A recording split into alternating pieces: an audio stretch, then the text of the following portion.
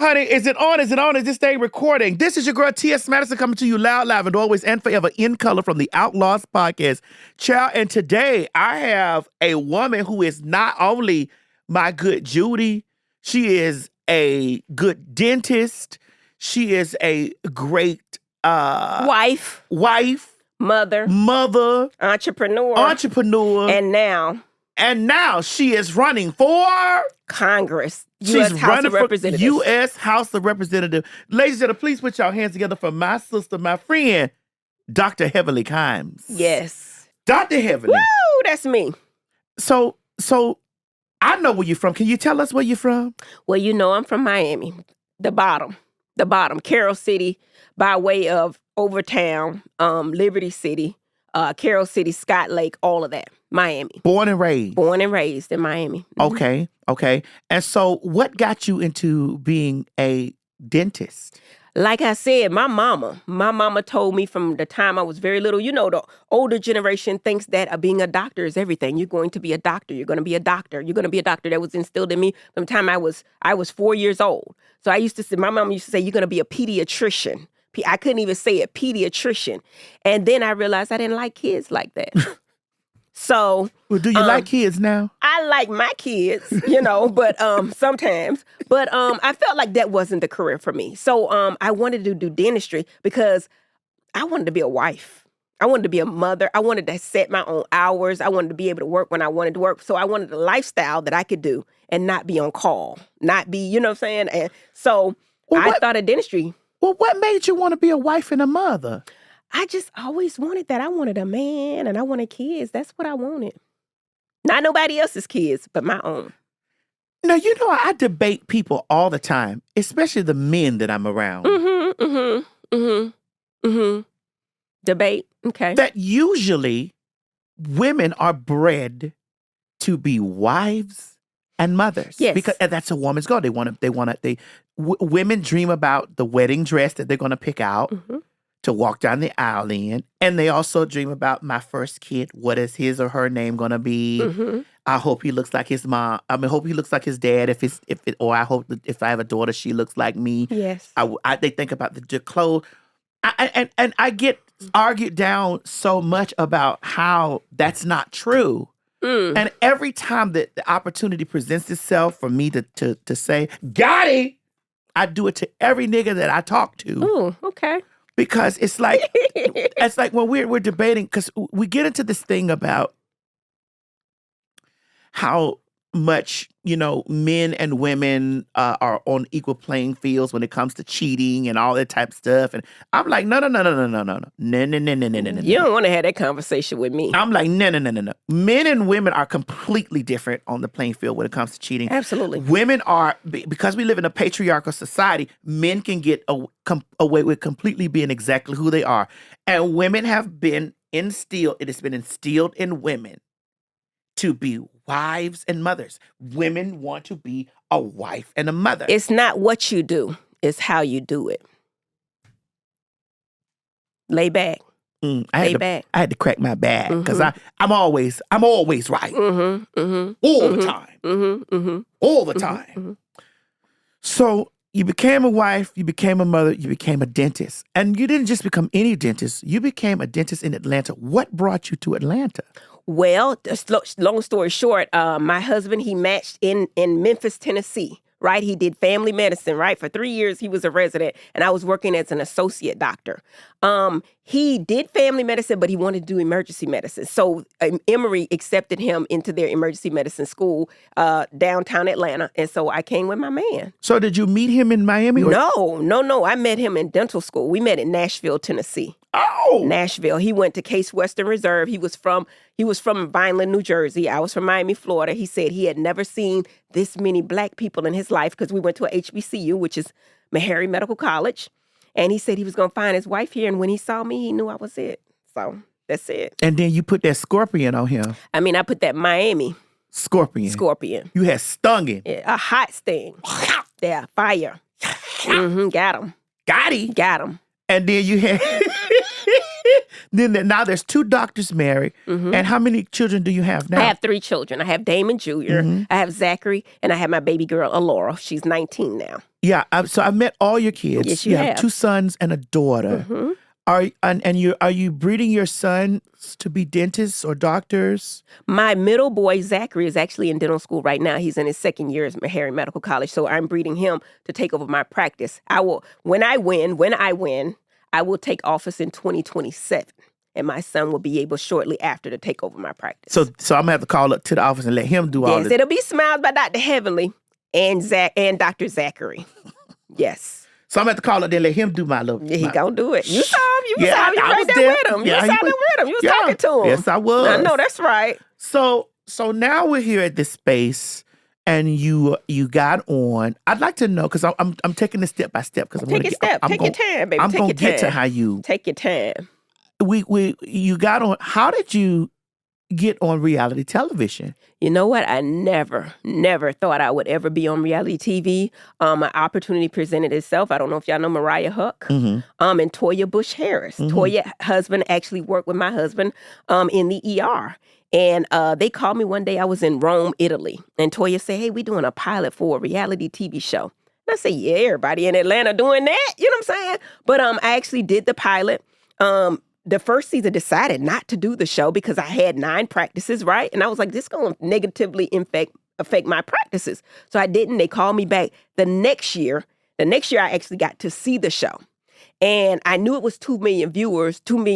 So I was thinking about my marketing process there, but also they had a fight the first season. So that was also a reason for pause. I ended up joining the show the 2nd season and been there ever since. And we just finished filming season 12. Yeah, I'm on this season. I think 1 episode. Yeah, you are. Yeah. You are. You actually came to launch. I was on last season, the Yes, season you were. before. You were. And then every time they have a season, I'm coming. They because call you. They be wanting you. Yeah, you're my girl. TS, they call me for you. They do. They say, hey, can TS film with you today? Can we get TS? But you be so busy a lot of times we can't get you when we do the all cast. But we thank you for coming on. I thank you for having me. I thank you for always looking out for me. I thank you for that. You've repaired my teeth. Yes. You've repaired my mother's teeth. Yes. My mother has a beautiful smile. Yes. We're gonna let you do the bottom of it too. Okay. You know, I got to save up a lot of money because you're worth every dime. I know that's right. Thank you for saying that. Thank you. I'd like for people to know that you're worth every dime. Thank you. I appreciate you saying that. SmilesByDrHeavenly.com. I love you, Dr. Emily. I love you too. How did you get into this area of this life where you are right now? Because right now you're running for U.S. Congress. Yes. Long story short, I went down to pick up an award, a Good Citizen Award down there in the Capitol building. A lot of people down there knew me. They, were taking pictures. And one lady said, would you run for office? I laughed. I said, do you know who I am? She said, I do. I said, do you know what I do on TV? She said, and do. And that's why they need you down there in government in the Capitol building. I said no initially. In fact, I said hell no. I went back. They told me to talk to a few people, and I did. They told me why they needed somebody with a wide voice, with the resources, with the reach for office. And I thought about it. I said, my people need me. Now, I have been giving back to my community, and I will continue to give back to my community. But I prayed about it. I fasted for 3 days, and God put something on my heart to do it. And I went from hell no to God, why me? To I am so excited that God chose me for this task. So God can change your feelings about certain things.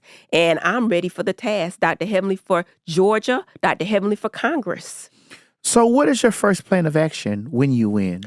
My platform, first of all, we have so much going on in my community that people are not being heard. In fact, we talked about it. A lot of people are not even voting because they feel like their vote doesn't matter, because people don't think that people care.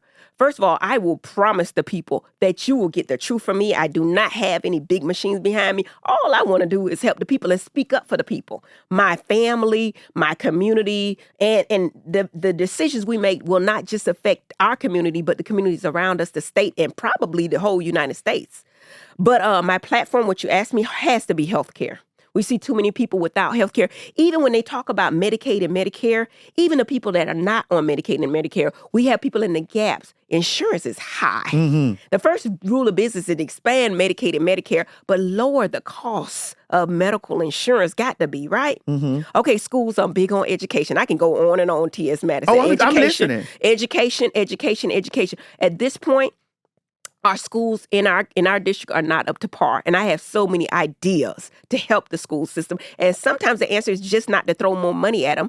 Sometimes the answer is to make them more competitive to each other and actually educate the people from the school board on down. You hear what I'm saying? I do. Now, you know where you are in this current regime that we're in. And you're in my district. Yeah, in Conyers. You know where you are in this current regime. And you know the pushback that you might receive from the current president that we have in office because they want to dismantle the Department of Education, which is something that you are, absolutely you're running to clean up education, and also you're in the healthcare because I do believe that dentistry, especially cosmetic dentistry, is a part of gender affirming care. Yes. All of that stuff is being challenged right now, currently in this administration. It absolutely is. So you don't think that this is going to be like an extreme challenge? I think that a lot of people ask me, Heavenly, are you ready to fight this challenge? Why would you be ready? Why would you want to fight this? I think a lot of times we think that we're not in war. We're already in war, whether we choose to fight or not. I see this knocking at my door, and I have a platform, and I'm willing to use it to help the people in my community and my family and the people I know. So this is a great task, T.S. Madison. It is. But I'm here for it. I'm excited about it, actually. It's going to be a battle. It is. Because you're a Democrat, right? I am absolutely a Democrat. And the thing about it, a lot of people say reality TV is a negative. No, it trained me for this. I'm ready. I have the voice. I have the reach. I'm not afraid. And I don't care really what people say. We have an agenda, and we need to push forth that agenda to help our people. I believe that. But I know that currently right now I'm looking at how the whole country is being dismantled. The country is being dismantled piece by piece, especially the way that they are going completely against the Constitution. Yes, they are. They are. So all the things that you're standing for and that you're coming in fighting for and that you have the voice of the people for, it's going to be a very tough thing. No doubt about it. And I'm built for that. That's why I'm here. I'm built for it. You understand what I'm saying? I'm telling you that, yes, there's a lot going on right now. And sometimes you have to expose everything and tear it up before you start rebuilding it and putting it back together the right way. So sometimes you have to just expose it. I think we have the reach, we have the voice, we have the resources to bring back to the community. And I'm big on not just waiting for the government to help our people, right? But coming up with ideas where we can help ourselves. For example, if I open a Medicaid office in Rockdale County or in a district somewhere, right? I can get a whole lot of dentists to volunteer, if you will, there, just based on my platform. I can say, hey, you know what? I got millions of followers on social media. If you come here, because everybody wants something, for exchange. If you come here, we'll promote your business. Like I do Smiles by Dr. Heavenly. And they'll come. I know them based on, we can help each other. My husband is a physician, so we can do all kind of medical and events and drives to help the people in every way. We know a lot of people.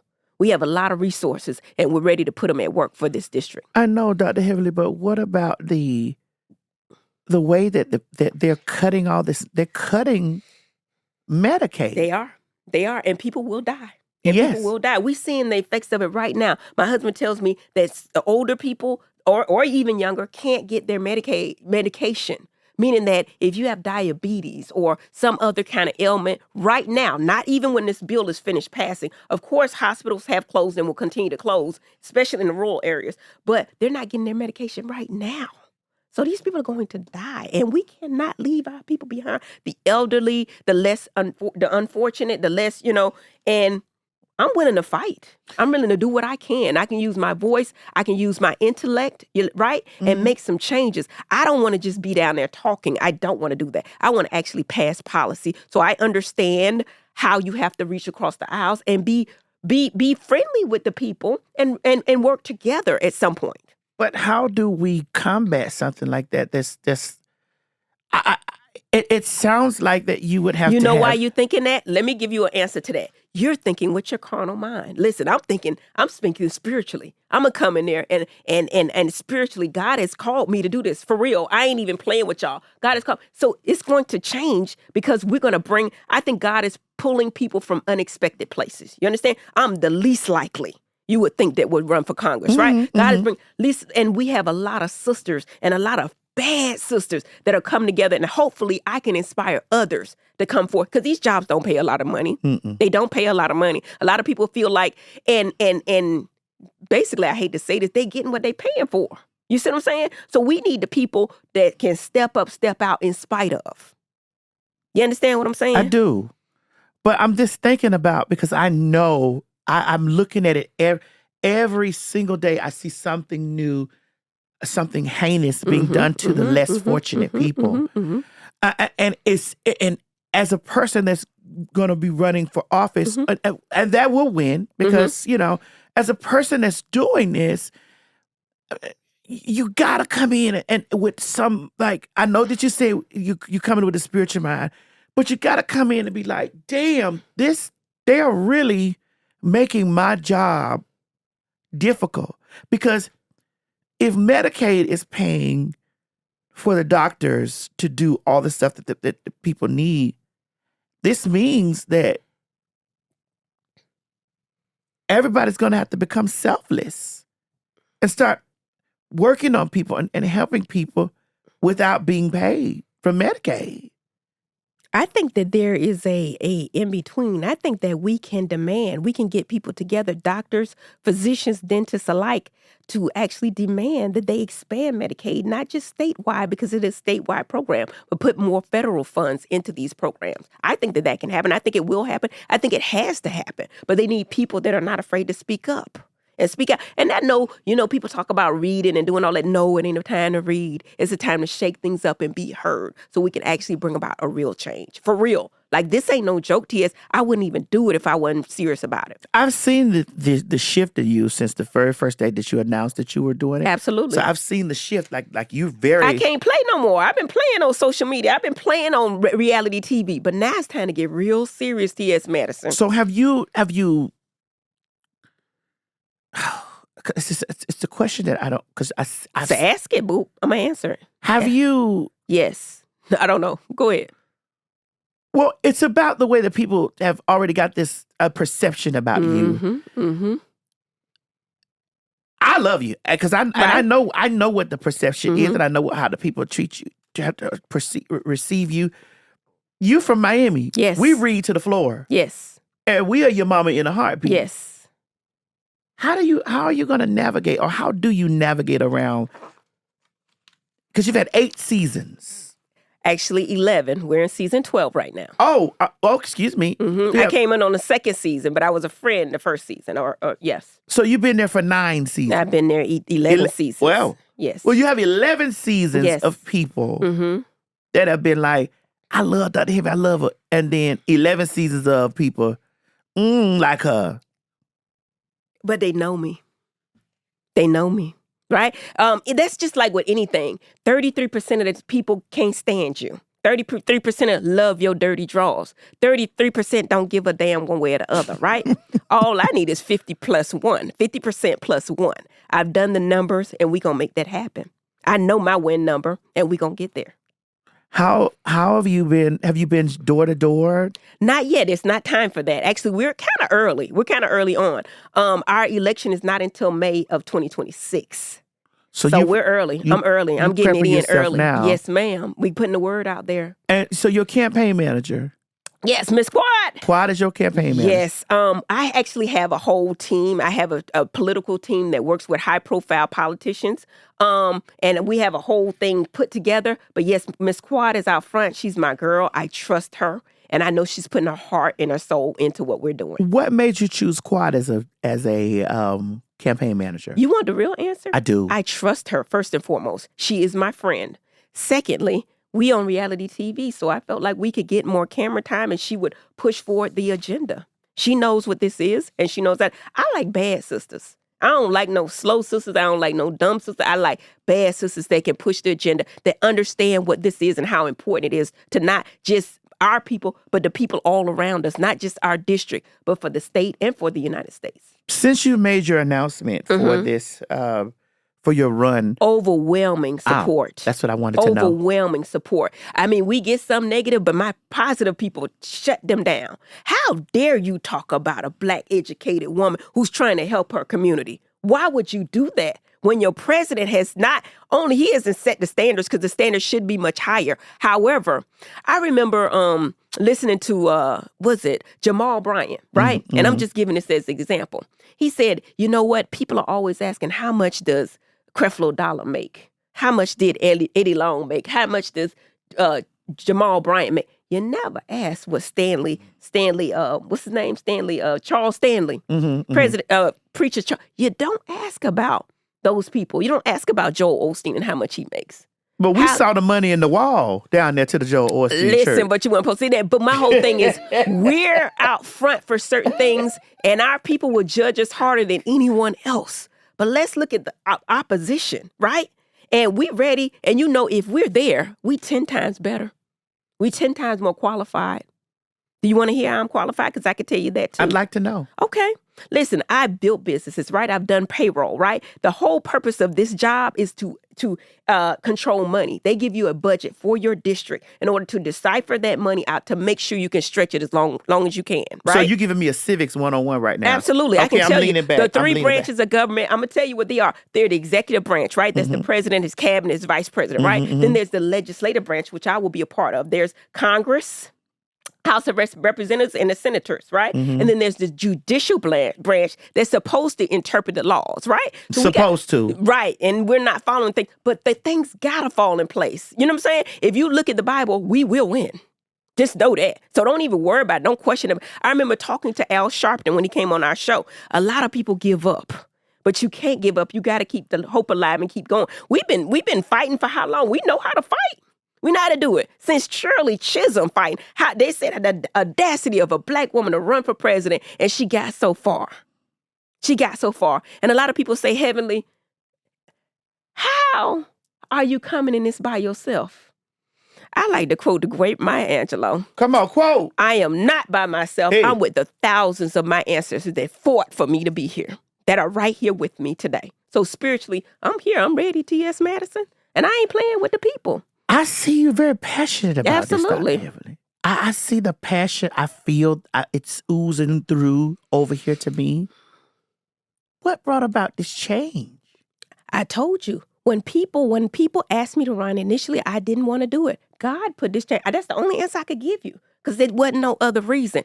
And the switch to Congress was when I announced it. I got so much overwhelming support. Clergy, preachers, my colleagues, entertainers, asking me, Heavenly, you need to broaden your horizon. Okay, the state is this, but you could do Congress and actually bring all these resources from Washington, actually be a bridge from Washington to your district there. Okay, hold the line. Mm-hmm. Initially, you were just running for... State. Let me give you the difference. State is over the state. The head of the state representative would be the governor, right? The governor. Yes. And then you got your state representatives and you got your state senators, right? I think in Georgia, there are 180 state representatives and 14 state senators, right? The government. So it's run just like the federal government, but on the state level, right?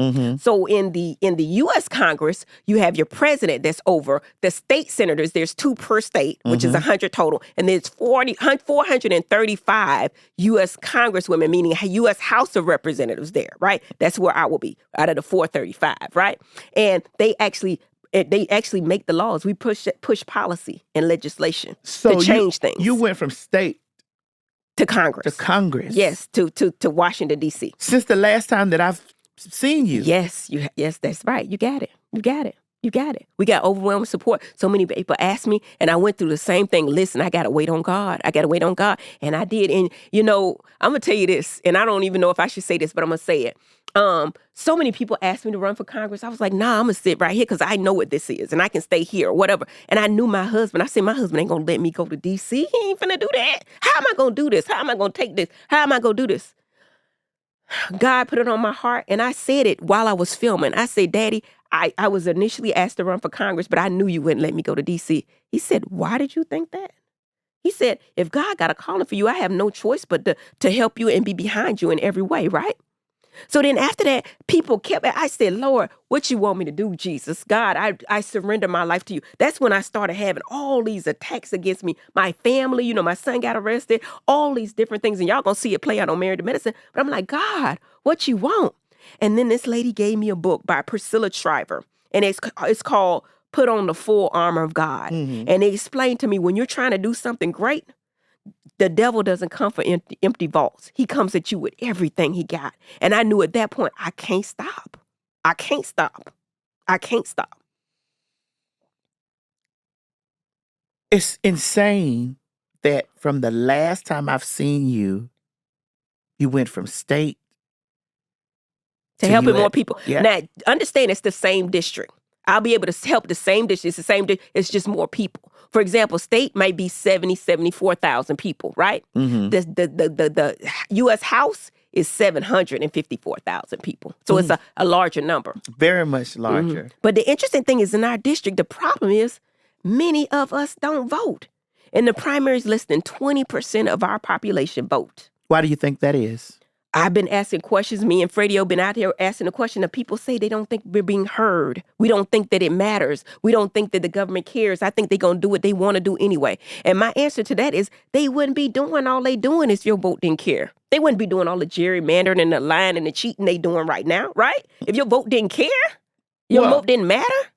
It's so much going on. So my whole thing is you need the people to stand up and stand out, not just to talk, but actually make policy happen. I'm not the one person that's going to be hollering out there. No, that's not me. I'm smart. I'm calculated. I'm structured to the point where we're going to get some policies passed. And we're going to pray. We're going to meditate and expose people and explain to them why you're wrong. Not expose them in the sense that put them out there, go straight to them.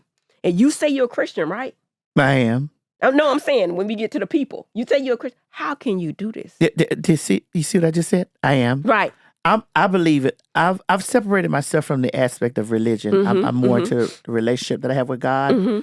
But I just said when you say you're a Christian, I said I am. What's your pitch to them after that? My pitch is you know right from wrong. You know good from bad. If you read any part of that Bible, does it say that doesn't it say that you're supposed to take care of the weak and the poor? That's our foundation. Our country was founded on Christianity. So if y'all could get back to that. No. Yes. No. Yes. Yes. The principles of Christianity. No. Yes. No. Yes. Now, don't get me wrong. People have suffered, bled, and died to believe what they want to believe, right? But good is good and bad is bad. Yes, good is good and bad is bad. But if we get into the subject of, I believe heavily in a separation of church and state. I agree with you. I agree with you 100%. But if I'm looking at these Republicans and they say they're Christians, how dare you say you can do these things? I'm not saying that everybody has to be a Christian. I am. I believe in the Lord Jesus Christ. I believe him with all my heart. But this country was founded on you believe what you want to believe. You live how you want to live. You love who you want to live. You do what you want to do. But at the end of the day, they saying they Christian. If you Christian and you understand that we're supposed to take care of our people, not expose them. Yeah, but then we cherry pick the things because that's what they do exactly. Because this last campaign was ran heavily on targeting trans people. Oh Lord, let's get to that. Let's get to it. Let's get to it. Let's get to it. This last thing was heavily targeted on trans people. And why? I mean, but the things they even asked me that at the launch. Heavenly, what do you think about trans being in sports? And I'm thinking, it's layered. You don't have the full answer. I don't have the full answer. And I'm trans. It is layered because there's so many things that need to be measured. One, we don't have our own. It's not a large percentage of us. There's 500,000 athletes, and I think eight or nine of them are trans. Right. The percentages are very low. It's low. So why is this even a topic of conversation? That was what I was going to say. You cut me off. I was thinking like, I don't want to say the wrong thing, but it's not that many. Why would you ask me that first? When there's people out here hungry. My campaign, I'm saying that why they asking me that? When that is important, don't get me wrong, that's important. Everyone's But important. why is it important? Because they're screaming about protect women, right? Mhm. And everything is about protect women. But these are the same men that are making laws on women's body, on having And not a single woman in the room. yes, on having being able to govern women's bodies. So this whole thing is twisted, Dr. Heavenly. It's twisted, and it's all cherry picked, and it's all for patriarchy. Absolutely. And when I say it's important, I mean that in a sense that everybody's important. However, that's a small percentage. Look at the percentage of people that don't have food, that are not on, they're getting their SNAP benefits. They used to call it food stamps before their EBT. I didn't know what but SNAP Heavenly, was. people knew that. People see that. Mm-hmm. But the way that the campaign was ran, they made us as public enemy number one. They made us public enemy number one. And by making us public enemy number one, they were able to garner votes from people who are Christian, from people who, I love the Lord. I don't like them. The Lord said all of them is abomination. And all in the same breath, not really paying attention to the real monster that was standing in front of them. Right. And the real monster was taking away food from their kids. The real monster was taking away health care. Education. Because the Black woman leads in that. The real monster was dismantling all of the civil rights, or attempting to dismantle all of the civil rights that the Constitution was amended for minority people. And they fused one group of people. One. Because they knew that people feared that. They knew that that would be something that they could bring together, which wasn't a really big topic, but they felt like a lot of people would be against it. That's why. They were. And they were against it because they made us out to be. I don't think they understand it, T.S. Well, they didn't, because they don't want to. Right. I agree. They don't want to understand it. And they made us out to be monsters. They made us out to be predators of children. They made us out to be separating us from women, especially the trans women. They made us enemies with women. Like, you are invading women's spaces. And they use the sports to blow it up. You would think, because the average person, Dr. Heavenly, is not running around here looking at the numbers of people playing sports. They hear men against women. They thought it was a big problem, right? Men against women. And it's just like, when you really break it down, it's 8 people, 6, 5, maybe. It's 8 people amongst 500,000 people. But because you were able to zero in and home in on a specific group of people, you made these people, you made us, you took the humanity from us and made it like we don't have a right to live in this country or have any rights in this country, or there's only 2 genders. It's male and female. It's just like I because I am trans and your friend, I sat back and watched the government single-handedly destroy so many other vulnerable groups of people. And those same vulnerable groups of people assisted in their own destruction because of something that they didn't understand, and something that they were led by Christianity to do. So as my congresswoman, I need you to bring humanity back. Absolutely. Absolutely. No one person should be singled out for their race, for their gender, for anything, right? And I believe that that's not a part of my legislation because that's already passed. But what is that education, that health care, making sure everybody can come home safely through police reform and through the economy, getting money back to the community, because all that's important. Your topic is important. Everybody's topic is important. But Heavenly, we all tie into that. Absolutely. You know why they went after Medicaid and Medicare and all that stuff? It was cheaper. They went after stuff for gender-affirming care. I was going to say that. Gender-affirming care. No. Now help me with this, because I just don't know. And this might be, I may need you to cut this out because I don't know. I'm gonna help you. If you go to jail, right? Uh-huh. And you don't get your gender affirming care. What happens? I'm just asking. Like I ain't never stayed in jail long enough. I'm just saying. I done been to jail, but I ain't stayed in jail long enough. Do you die? Do you? What gender affirming care is? Do you turn back to, you know what I'm saying? No, let me tell you what gender affirming care is. Is that inappropriate to ask? Because that's great. Okay. You know, I'm your friend. I'm saying, but the world, let's go to the world. And, I know. But gender affirming care is breast augmentation. Okay. Teeth. Mm-hmm. Anything that helps you. And women, and here's the thing, what's so crazy about it? Everybody gets gender affirming care. Everybody. Okay, let's talk about that for a minute. Let's stop right there. When you say gender affirming care, are you saying for the insurances to pay for it?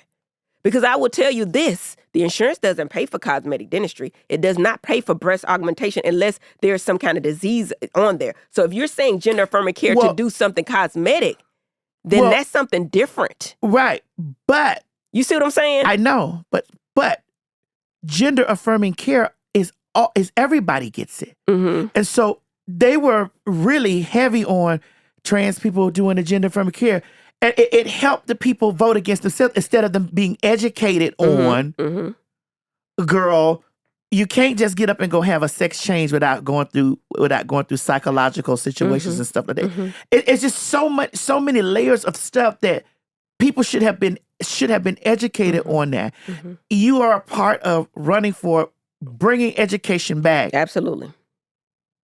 Why are they trying to remove of studies and like queer studies and black studies in the same thing, wrapping that stuff up in the same type of situation? I don't want you to answer. I'm just saying. I'm trying to say they trying to remove cancer studies. People are dying. That's my point. Listen, I get what you're saying, and that's your plight, and I get it. However, people are dying. They removing cancer studies. They removing studies for high blood pressure, for kidneys, and everything like that. But what I'm telling gender affirming care is not finna kill nobody. But Dr. Heavenly, what I'm telling you is they use us as the ploy to deflect from all of that they're doing. And the people were voting in that space because the main focus was we were the political ploy.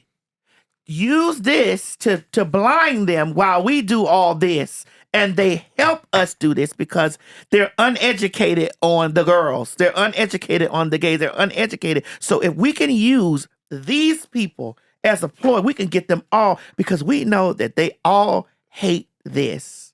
And in their hate for this, we gonna be able to cut around everything they need. So the focus needs to be on humanity as well.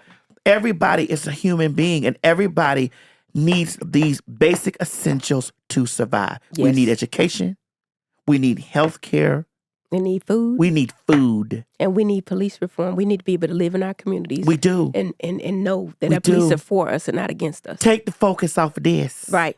And bring the focus on we're all human. Absolutely. And that's what I'm doing as Congress. Dr. Heavenly for Congress, District 13. We're going to focus on the things that really matter, that affect everybody. Right? Your grandmama need that Medicaid, Medicare. I'm telling you, a great percentage of the